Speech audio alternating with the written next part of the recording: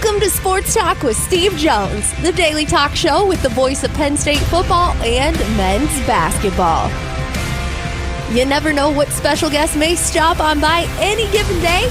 Now here's the man of the hour, Mr. Steve Jones. First of all, I want to apologize to everyone in America that had to watch the coverage of the draft last night, waiting for Yannick to get picked. Because that's bad TV. Yeah, it was. That's bad TV.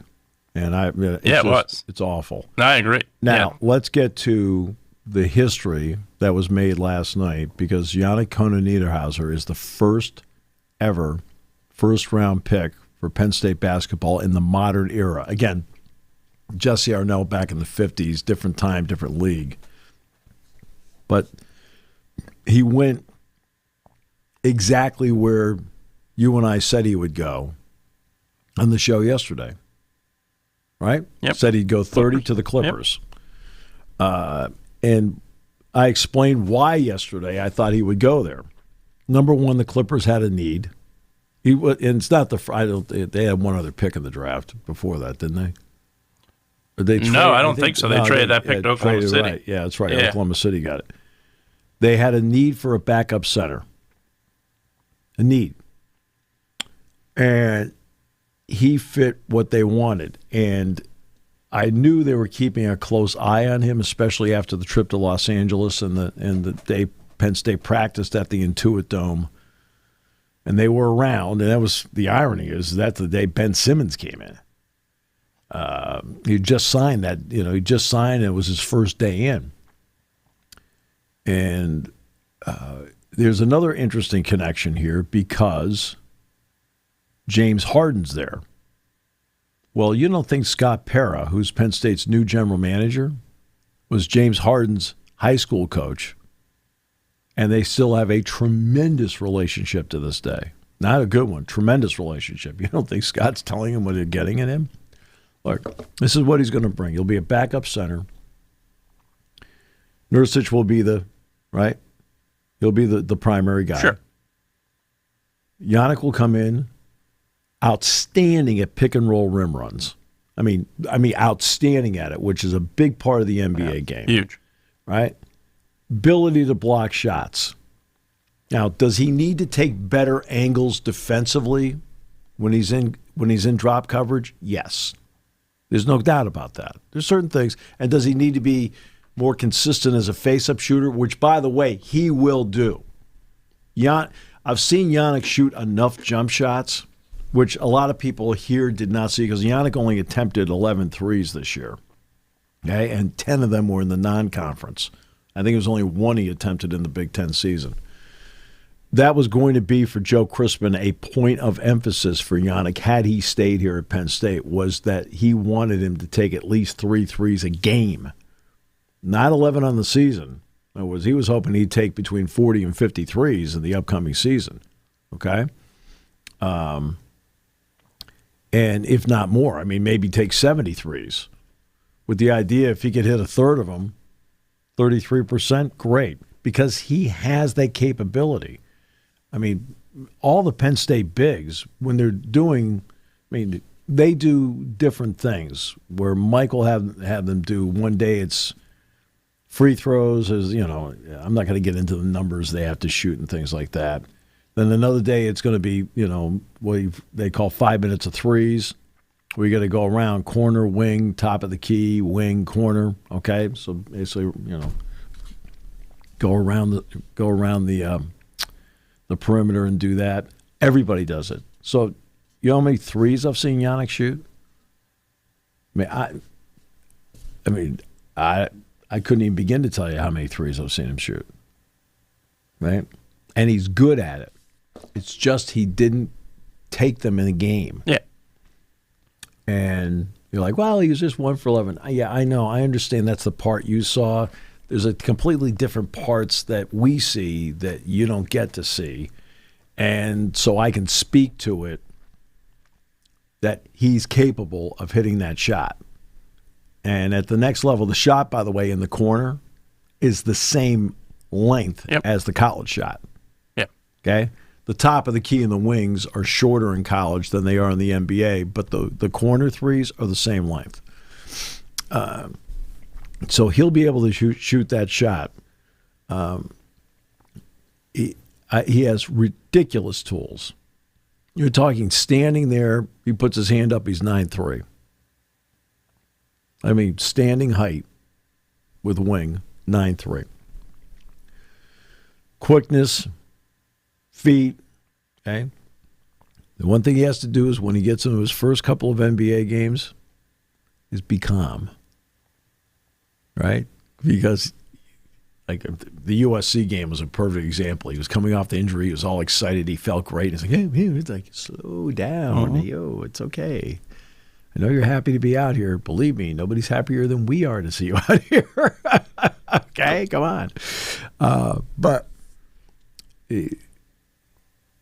you want to talk about betting on yourself, which he did, but he bet on himself with a backup plan. Mm-hmm. Okay? Sure. He goes down to Miami in the pre-draft camp early April.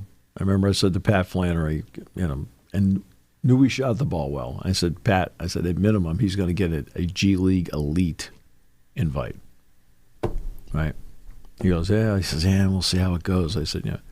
Well, he gets the G League elite invite. Well, then I looked at the rosters. I told this story already. I looked at the rosters, who the other three centers were, because there's 4 teams, 44 players. I'm going, he's going to crush these people. And he did. Yeah. Plus the measurables, everything. So he goes to the combine. Came back to earth a little bit during the combine, which you expected. But then what really started helping him was, A, he held his own. Right? So he didn't drop in evaluation. He looked like he could play with everybody, even though he wasn't dominating like it was in the G League Elite. But he looked like he could play with everybody. Like, that's a big plus. Okay. Well, then, because of the last vestiges of the unrestricted NIL money, people started going back for another season of college because of that, the attrition rate allowed him to move up. But you have to have need. The Clippers had a need. Mm-hmm. And the need was a backup center. And the irony is Seth Lundy's with the Clippers. Yeah. All right. That's the irony of this. Now let's get to, okay, so he bets on himself with the backup plan being, I'm going back to Penn State. Well, he likes what he hears from everybody, so he stays in the draft. 3 years, $6.5 million, guaranteed. Guaranteed. No matter what happens in life. When he gets to the age of 25, he'll have $6.5 million. By the way, with the option for a 4th year. 4th year? Yep, absolutely. Okay? And that's where he is. And believe me, when you're a first-round pick, you have to play your way out of the league. Yeah. Okay? Absolutely. Right? Especially when you have that kind of athleticism at 6'11", almost 7 feet tall, and the kind of footwork that he has. Again, pick and rolls, outstanding. Yeah. Rim runs, fabulous. Okay? Good passer. You actually can run an offense through Yannick, which I pointed out last summer. I said, you look at this guy, he can pass. Does he have to be an excellent shot blocker? Excellent shot blocker. Now, does he need to do a better job on angles and drop coverage? Yes. Okay? Right? Yeah. Okay? I mean, that's what he needs, an area where he'll need to improve. But he'll improve on that. He'll be fine because he wants to be good. Now, this makes a big statement about, it's not Mike Rhodes' ever first-round pick because Bones Highland was picked in the first round by the Denver Nuggets. Yeah. But for Brent Scott and Mike, they did a great job of identifying him. And you look at the last 2 years, the 2 big men Penn State have had. I had never seen Yannick play until I saw him on the practice floor for Penn State a year ago. Okay. Wahab, Qudus Wahab, Penn State played Georgetown and Maryland when Wahab was on the roster, so I did several Q games. The Qudus Wahab who came in 2 years ago in June to the Qudus Wahab who left after the Big Ten tournament in March a year ago is a completely different player. And Q, the way he played, especially the last 2 months of the season, is a tribute to him, but also to Big B, Brent Scott. Yannick, all credit to him for all the work he did. And, of course, the natural gifts he has and how he's able to channel it. But a great job, again, by Brent Scott of getting the most out of Yannick to get him into the first round where others could not. I mean, Q worked with Patrick Ewing, with Ewing as his head coach, right? Twice. Mm-hmm. And Big B got more out of him than Patrick Ewing did, okay?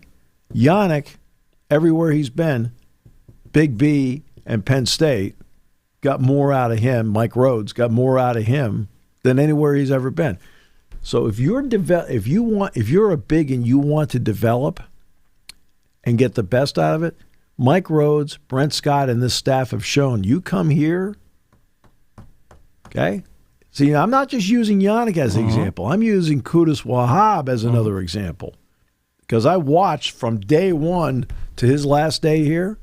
And I mean day one. I was at practice yesterday morning. I'll go to the summer workouts.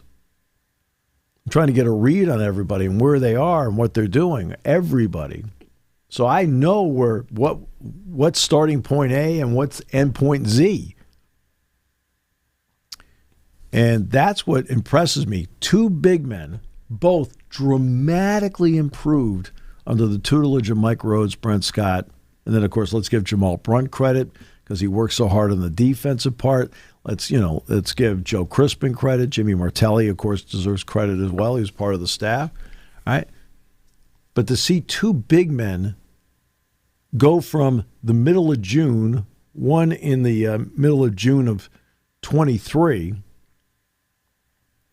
to March of 24, and to be so much better. Right? And to see Yannick Niederheiser go from June of 2024 all the way to March 2025 and develop into a first-round draft pick is a credit to both the young men. Mm-hmm. They've got to put the work in. They have to make it happen. They also have to believe in what they're being told. Okay? Yep. But it's also a credit to Mike Rhodes, Brent Scott, and, of course, others like Jamal Brunt, Joe Crispin, Jimmy Martelli being added in as well. I mean, it makes a big difference. And so that's what this is, and it's Penn State's first ever first-round pick. So it's history. I mean, in the modern era, because, Jesse Arnell was picked in 1955, and the NBA was so different back then. Sure. That I'll give you an example. If you've ever seen the movie Hoosiers, Jimmy Chitwood, he's Bobby Plump. Okay? It's actually Milan High School, and Bobby Plump's the one that hit the game-winning bucket. Well, Bobby Plump, when he's done at Milan, goes to Butler, plays at Butler, and he's a 1,400-point scorer at Butler. I mean, Bobby Plump's a good player, really good player. Well, he has a chance to go to the NBA or it's not the ABL, like the American League or whatever, and he didn't go to the NBA because he got more money to go to the other league. That's what the NBA was back then. Because remember, Bobby Plump came out about the same time as Jesse Arnell did. The NBA wasn't paying money. He actually went to a different league because Bobby Plump, because he was getting more money.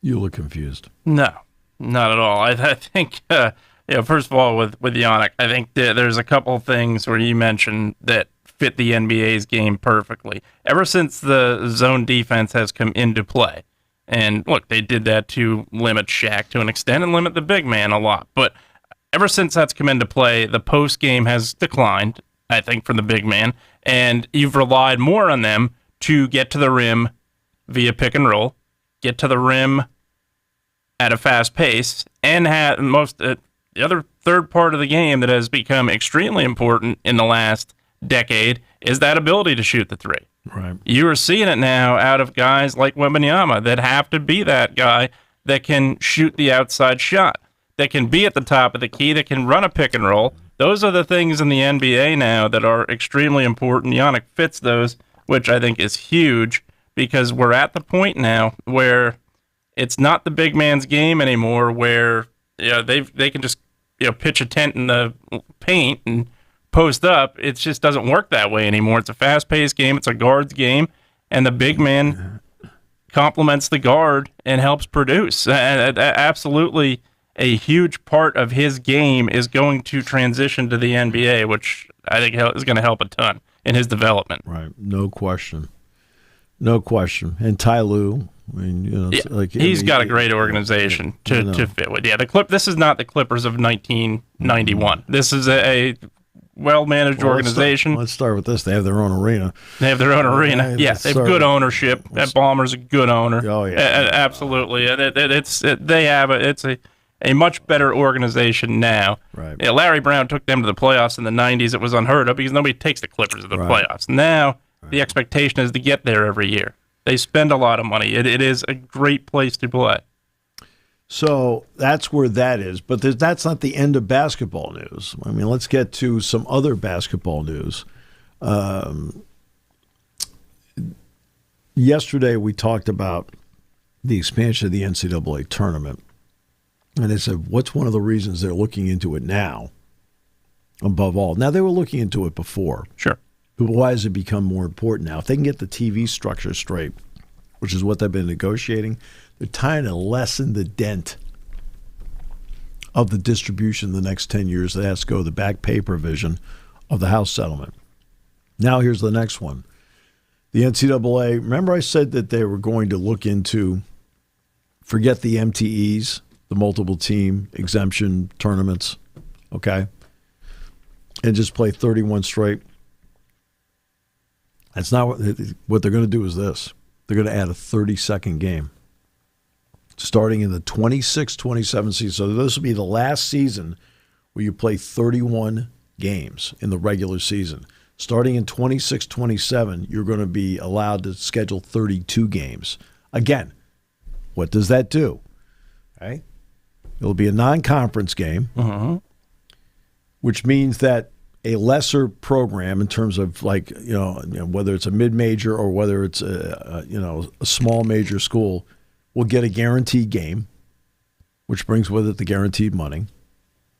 You're playing at home, so you get to then, after the guarantee, get to keep whatever cash you get, and goes from there, which puts more money into the coffers.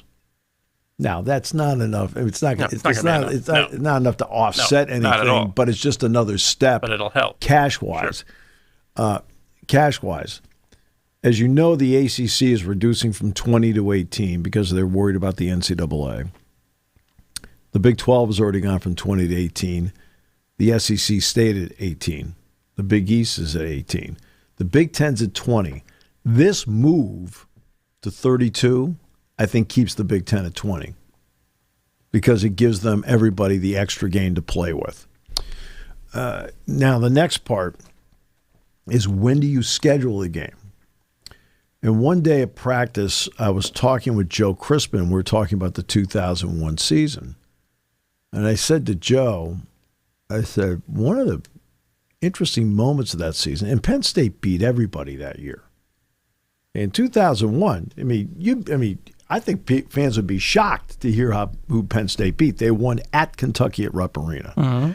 They beat Hofstra and Princeton, 2 NCAA tournament teams who win the ECAC Holiday Festival. They beat Pitt, which went to the NCAA tournament. They beat Temple, which went to the NCAA tournament. Then the series of wins they got in the Big Ten that year, winning at Ohio State. Tyler Smith hit a big shot there. Of course, eventually beating Michigan State in the Big Ten tournament when they were ranked second in the country with Jace Richardson's dad, Jason Richardson, on that team, and Zach Randolph, who was a first-round pick. Incredible, yeah. Penn State won the game, and then when they got to the NCAAs, beat both Providence and North Carolina, got to the Sweet 16. Well, one of the key moments of that season is they're going along. They've had all these great wins. In fact, their only non-conference loss was the ACC Challenge game at NC State. And that was right after they won at Kentucky. And so they've had all these great wins, but they kind of hit like, now you're playing all these Big Ten games, and they had played back-to-back games and had lost. And stuck in the middle of the Big Ten schedule was this non-conference game at Yale. Now, it was part of a series that they'd put together with Yale. And because of scheduling purposes, they had to play the game, I can't remember if it was late January, something like that. I mean, for me, it was personally significant because it's the last Penn State game my dad ever went to. Right? My mom and brother brought them down to New Haven. Right? And Penn State scored 90 points that night, won the game. Sharif Chambliss, it was his freshman year, it was the best game he had at Penn State his freshman season. I played really well. And it stopped a 2-game losing streak, and it got Penn State mentally and emotionally back on track. I think it's not a bad thing to take this 12th game and schedule it somewhere in the middle of the Big Ten season just to play it. Just to play it, and yeah, absolutely. Right? And do it. Well, whether it's here or someplace else, I mean, you'd prefer to be here, of course. Sure. The 12th non-conference game gives you all sorts of options. Mike wants to take Penn State basketball around the state. Philadelphia, Allentown, Hershey, Pittsburgh. It gives you that option as well to make sure you can schedule a game like that somewhere and do that, or you can schedule it here, whatever you want to do. But it'll give them options as to what to do with it, and I think it gives them options as well with some of these tournaments. Now, this multiple team exemption, all right, they're in one this year, but they're only playing one game away from the Jordan Center. That's Providence. Okay, they got 2 other games that are going to be here. And I mean, you can play in tournaments like that. There's certain tournaments like Penn State's never done the Maui Invitational thing. Because here's one of the issues they're running into. I'm talking about the tournaments. Yep. Here's the issue they're running into. They like to have, idealistically, we want to have a Big Ten team, an ACC team, an SEC team, a Big 12 team, a Big East team. They like to do that. Okay? Here's the problem. Well, we got Alabama committed. We have Texas committed. Oh, you mean Texas is in the SEC now? I have 2 SEC teams? Gee, I was trying to schedule a Big 12 team. And see, that's what they're running into. Sure. Right? Because of all the conference realignment, they're having a little more trouble because now USC, UCLA, Oregon, Washington are part of the Big Ten. Texas and Oklahoma are now part of the SEC. Right? Colorado, Arizona State, Arizona, Utah, they're all part of the Big 12. So now they're having trouble straightening out how to schedule these tournaments because there's a possibility you might have conference teams in it and maybe playing against each other. So that's what, so now this extra game gives more flexibility on that. And we'll see which of these tournaments survive or not. I mean, some of these tournaments, Maui, Battle for Atlantis. I thought the Cancun tournament was well done, well run. Charleston is a tremendous tournament. I mean, I've done that tournament 3 times. It's been great every time. I mean, well done, well run, well attended. Benefits the Shriners, right? Which is great. That's where if you've seen the young man Alec. Yep. That's on all the Shriners commercials. Mm-hmm. He sat with me before I had to go do a broadcast, right? And he's, I think he's now graduated from Northwestern, but he was taking up sports broadcasting at Northwestern. As I was telling about Dave Ennett, you need to talk to Dave and the whole thing. Tremendous young man. But that's who would benefit was the Shriners. The Barclay Center's tournaments have been really well done, well run. And location. Right? Absolutely. Right? Now, look, Penn State has had 0, and I mean 0 success at the Orlando tournament. 0. I mean, I've never broadcast a winning game. I've done 3 of those. I mean, I don't care who they had. Taylor Battle. It was Taylor's first 3 games. I brought that up to Taylor the other day. He goes, "Oh, Steve, that was a disaster." Tell me about it. But there's some tournaments like that are really good. And then there are a couple of tournaments where you're like, "Oh, why?" It's not poor. It's not well run. It's not well attended. It's like there's some tournaments like that out there where, if they went away, would not be missed. I'm not going to get into which ones because that would be unfair. Uh-huh. That'd be unfair of me to say. Sure. But that's the next part and this will not be for this season. 31 games this season. In Big Ten schools will play 20 conference games, 11 non-cons. Okay? But beginning in 26-27, it's going to go to 32 games. And the Big Ten will go with 20 conference games, 12 non-cons. And you may see some intriguing matchups in the middle of the season, breaking away from a conference game. And you saw one of those last year. Duke played Illinois later in the year at Madison Square Garden. Now, Duke blew Illinois out, right? That doesn't matter. They still played the game. They still played the game. You may find some games like that are set up along the way that just are intriguing and fun for the sport. Yeah, I also think it can, obviously the regular season game is going to help. I think it gives you potentially the ability, you talk about what Mike Rhodes wants to do around the state, it gives you potentially the ability, one, to schedule a regular season game in one of those locations, but also potentially a preseason game in the Giants Center, where basketball's got a rich history in Hershey. Sure. Obviously, PPG paints. You can do that. You expand from what you're doing with the Palestra with having those games there.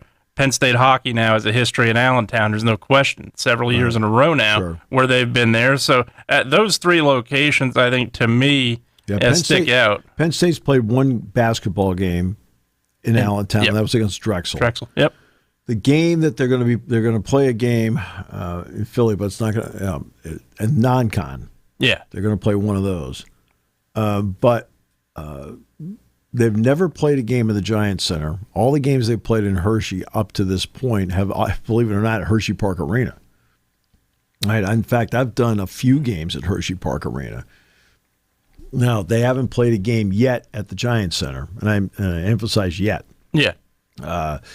Mike wants to do it. Yeah, I think it's a great idea to do it. I now, really remember, do. you have to be able to schedule. You have to be able to schedule it, absolutely. Because the Bears are there.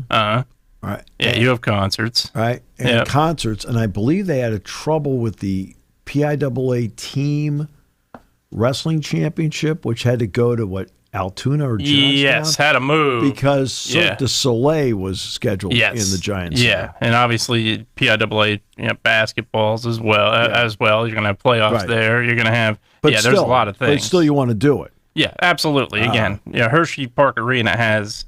Hershey, period, has a history of professional sports. Not at the regular season or playoff level. Obviously, Wilt's game will forever be remembered. But you have. I've been back in that locker room. I've toured the old barn. I loved it, and it's. I'm happy. I've done several games. I'm happy. I've been there many times. I've never done a game there, but I'm happy it stands still. I'm happy that's still there. And yeah, you look back, even back when the Big 33 was huge, which it isn't anymore, but it was the Super Bowl of high school football. You go back even to the 60s, the Colts and Eagles would play a preseason game there every year.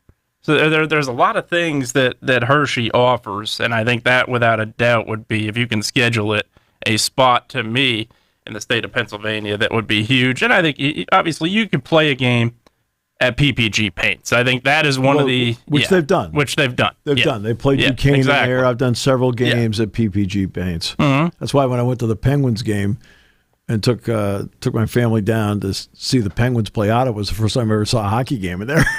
I've been in the arena several times. I've never seen a hockey game. I have driven by the arena. I have never been in the arena. Beautiful. Never been in PPG. Beautiful. Paints. It's first driven class. By it. First class, and for basketball, it's terrific. Nice. Yeah. So I mean, but it gives better you than those the old igloo. Okay, so the old igloo. I'll give you an example. I've been there. Okay. So let's talk about back when it was the Civic Arena. I've been there. Right. Let's talk about simple technology. All right. Simple technology. I remember doing games at PPG, at Mellon Arena, and Civic. Before that, Civic Arena. Yep. It was both when I did games in there. Igloo. Easiest way to call it. Right. And they have to cover up the ice. Mm-hmm. Well, back in the 80s and 90s, they used wallboard, like stuff you like up in the wall. Right? They used wallboard. Well, when the game was over, you had no feeling in your feet, your toes. Like, mercy. Now they have this stuff that they put down, this insulating, right, that at the same time keeps the ice fine, but and when the game's over, you're a little chilly, but you can actually stand up and go, I can feel my feet. That's how much technology changes. I love it. Oh, man. So there we go. Oh, good. The Big Ten did receive my Big Ten Athlete of the Year ballot. There you go. Right. Your last name is Lord, correct? That is. Just wanted to make sure I had it right. Very sad. Well-deserved Penn State male and female athletes, by the way, as you bring that up. Well, I only vote for the male athlete of the year, so I know who's on the the 18 nominees that were put out there. Yeah. I can't say until afterward who I voted for. Right. But we had to vote for 3, by the way. And the vote was a 1, 2, and a 3. Yeah. Okay. So I think it's, I don't know how many points you get for a first place vote, how many points for second, how many for third. But so I had to, I didn't see who Penn State's nominee was for.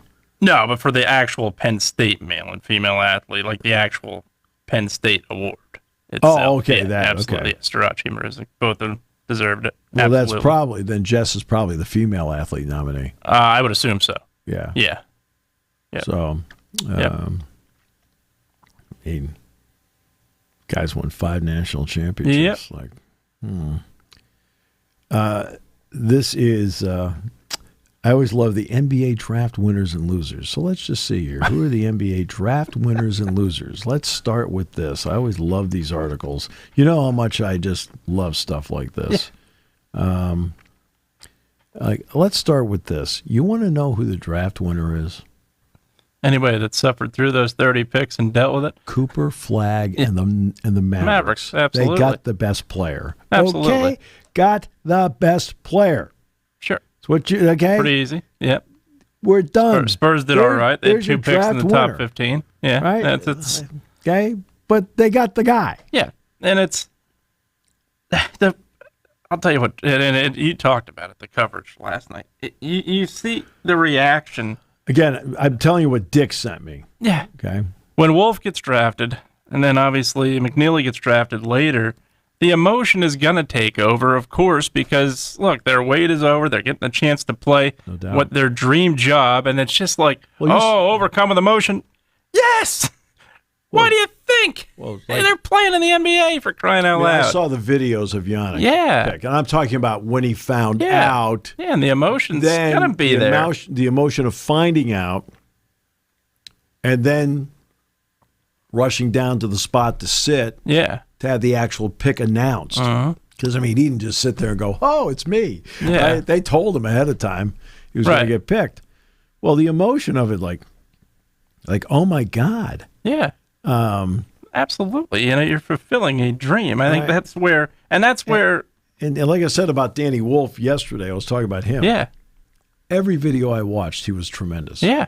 I loved his game. The one game he was lousy in, Penn State. He did not play well in the Penn State game at all. Yeah. Like, which was weird. So, like, I always talk about what a difference it is to see somebody in person. But every once in a while, you have to be smart enough and say that's an outlier. Yeah. And that with that one, I was like, boy, he wasn't ever very good tonight. Man, he was like, I mean, I'm talking like he was a half step off his game all night long. But I watched enough video going in, plus I watched the cut-ups, right? The pro and con. I watched the pro and con cut-ups. And I'm going, he's a really good player. Like, wow, he's impressive. And then he played the Penn State game. I'm going, I looked at Dick. I said, he is way off tonight. Let's see. Round one, winners, surprises, and trades. All right, let's see what we got here. These are always great articles. Let's see. Biggest winners round one, the Phoenix Suns, because they got the Duke Center. Yakashonis goes to the Heat. Young Hansen from China to Portland. Okay. The Utah Jazz, Ace Bailey. Who did not want to be there. Clear as day did not want to be there. What was the best pick of the night? Carter Bryant to the Suns at 14. No, the best pick of the night was Cooper Flagg to the Dallas Mavericks. Are you nuts? Yeah, that's the best pick of the draft. Stop overthinking it. Okay? Let's see. Which title contender helped themselves? Nobody cares. What's your favorite prospect team fit? Yakashonis. Okay, he was a good player, by the way. Yeah. Okay. Well, Celtics getting Hugo Gonzalez at 28, I thought was a good risk. Yeah, he played very well for Real Madrid, but you don't know because he's not playing the NBA. Yeah. I mean, these guys crack me up. No, it's. I mean, humorous. I know they have to write stuff. I got it. I understand that. I'll tell you, I'm Jay Billis. I'm wondering what I'm doing on that panel last night. Oh, my God. It's literally. If I'm him. I don't know if he's staying at a hotel or what. Yeah. If he had to go back to the hotel, what am I doing? Yeah. At some point, you have to ask yourself, okay, do I need to go back? Yes, because they are paying me rather well to do this. So for the money, I'll go back. But exactly what I told Dick is what I've said to the audience over and over again. The NBA tremendously benefits by ESPN because ESPN treats the NBA the way they treat the NFL. Constant. Sure. Boom, boom, boom, boom. Information getting out there. Breaking news: this coach is fired. Breaking news: this trade is made. Blockbuster! Oh, incredible! Oh, historic deal! Right? It is a historic stat line that extends out like that far, 20 spots. Right? Okay. Here's one for you. Will Chamberlain averaged 38 points and 20 rebounds as a rookie. I mean, that's historic. Yeah. Right. Which he did. Nobody's scored 100 points since either. Yeah, but in a game, right? But they're like, could be a historic season for Cooper Flagg. No, we'll average 38 and 20 as a rookie. We're done. Okay, so it's going to have to be since. But as much as they help the NBA just by all the things that they get out there and the way they treat the league, because they treat the league like a gold standard. Okay, and that's a credit to ESPN. All right. They have a big property and they treat it like a big property until it comes time to broadcast the darn thing. Okay. And Mike Breen is the best of the best. So Mike is out of this. Okay. Doris, let's take the game broadcasts a lot of it. Mike, Doris, Richard Jefferson, others does a good job. Others, okay, they're play-by-play people. Dave Pash, Great, Yeah, sideline even. I think Sedano does a good job. I think Lisa Salters Sedano's really good. Yeah. Lisa Salters is awesome. Mark Jones is very good. I mean, he's Same. good. He's Yep, good. I agree. He's good to very good. All right. Their studio show is just among the worst I've ever seen. Yeah, I agree. I don't understand how an all sports network can come up with that. And most of their studio shows are like that. I mean, you watch their NFL stuff. What are we doing here? Yeah. I have no idea. It's unwatchable. Yeah, completely. And they used to be the very best with ESPNs, with NFL. Absolutely used to be. You had Chris Berman and Jackson together. Absolutely were the best. But they made it simple. They made it simple. They had the highlights. They told you what was going on. Simple. Didn't overanalyze. They made it fun. Yeah. Simple and smart. Yeah. Well, gee, right? What an interesting formula. What does TNT do? Yeah. Fun. Yeah. Simple and smart. And knows how to entertain. Absolutely. They don't overcomplicate it. No. You're right. They've got 18 people on set. It's an exaggeration, of course. It's not far off. They've got, 4 to 5 people on the set, sometimes 6. I'm sorry. No. Yeah. You don't need to do that. No, I agree. Their NFL stuff, we got people. Yeah. No, and I know you're filling time. I got it. Yes. Okay? I got it.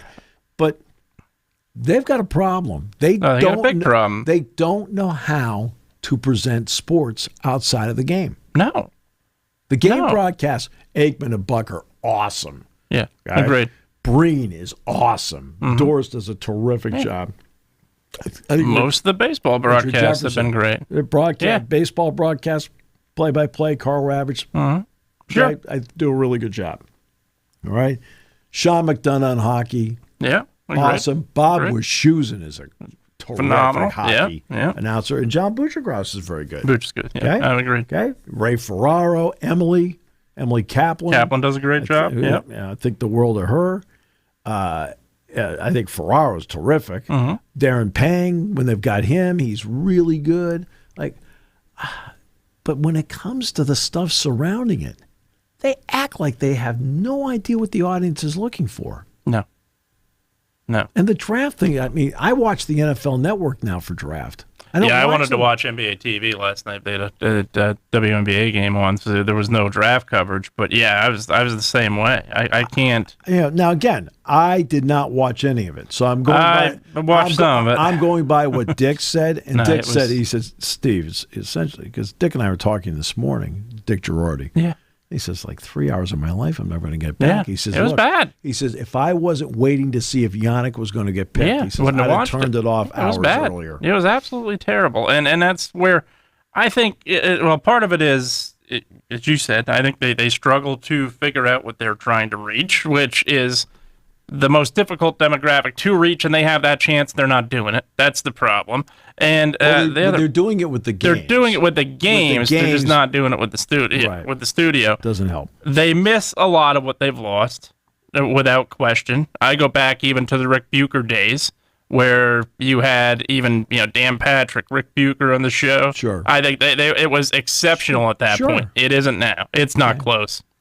Simple, informative, and fun. Yeah. Okay? Simple, informative, and fun. Number one, let's start with the last part. They aren't fun. No. Okay? It's not, no, it's terrible. Number two, they aren't simple. No. Oh, in some ways, they're too simple. Right? And I'll explain that in a second. They're not informative. Yeah. Right? It's about whose team this is, what the fashion is. Like, okay, I don't care what the. I thought Yannick's suit was nice last night.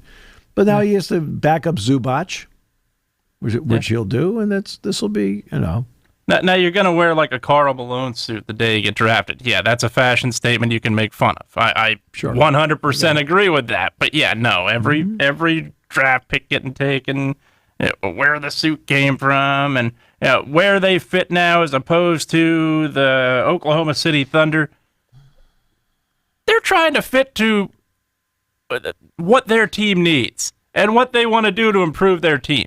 Yeah. They're not looking at Oklahoma City the night they draft.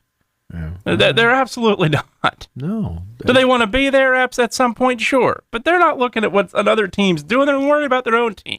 I know. It's just... Yeah, I agree with Dick. I absolutely 100% agree. I mean, Yeah, it was not good. And again, I take nothing away from Jay Billis because he's exceptional. Oh, no, Jay Great Billis. job. Can I just take Jay Billis out of this? I was going to say, I'd take Jay Billis out of it. The rest of the broadcast was not good. He is a difference maker. Yeah. Smart, articulate. Yeah. Right? Do you have to agree with every point he makes? No, I disagree with a lot of what he says, but he still makes his good points points in such a way with great intelligence Absolutely. and knowledge. Okay? Doesn't mean you have to agree with it. Agreed. I think Jay would prefer you agree with him. Sure. But especially when Duke and North Carolina arguments are involved. Right. Yeah, they're missing a lot of what, like I said, they're missing. And I even add Doc Rivers to the list. I guys like that. Those Mark Jackson. These are guys that. Well, with all due respect to what they have now, and look, I'll praise Doris. As you know, I've had the privilege of working with her. With the game broadcast, 100%. Right. But Greg Anthony, Mark Jackson, Van Gundy, and Jackson. Were I think really good. That was that was a confusing.